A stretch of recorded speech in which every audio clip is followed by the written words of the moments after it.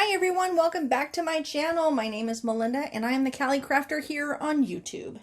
So, are you ready? It's day 2 of the 12 Days of Christmas, hosted by Rosa Kelly from Rosa Kelly Scrapbooking here on YouTube. Alright, here you go. It's a countersign and it's adorable. This was so much fun to make. I had some inspiration by another sign that I saw, and so I wanted to make a little version, a little bit different. But I also had to make a big version because I wanted it life size. So I'm going to also put those pictures right here in this video. I got the board here. It's an 18-inch board by, let me double check.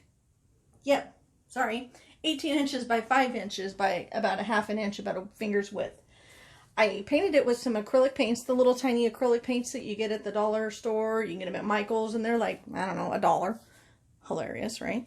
Anyways, I painted that. By the time I got that paint on there, a couple minutes later, I was designing the lettering on Design Space. I used my Cricut Maker and I used their vinyl. Also, their permanent outdoor. I didn't use glossy this time. I think a glossy or they have a sparkle vinyl. Oh my gosh, that would have been pretty if I would have thought about that.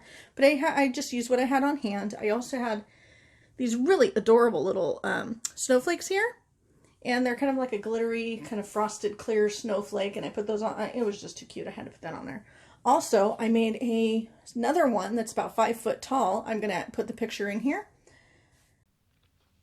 All right, so first I went to Lowe's and I got some lumber. I needed about a 5 foot piece, so we found one for 6 foot. It's pine board and it's super smooth.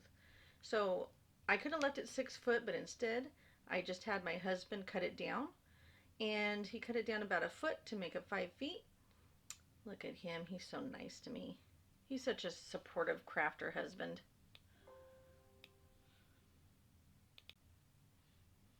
Next, I took it outside and we painted it. And I used a Rust-Oleum enamel paint. And I did a roll-on so it stays smoother. After that, cut out all the vinyl and got it prepared for the board.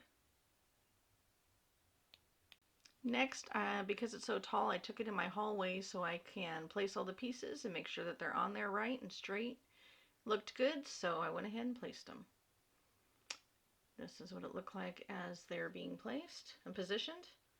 And this is the final product, standing at my front door. And it's a little hard to see in this picture, but I found these aluminum snowflakes at Hobby Lobby on a garland, and so that was what I was able to put at the top of my sign. So thanks everybody for stopping by. I appreciate you coming and taking a look at what we have for you today. Can't wait to see you tomorrow. Don't forget to comment, so that enters you into our drawing. Like and subscribe on every channel. All right, we'll talk to you tomorrow. Bye-bye.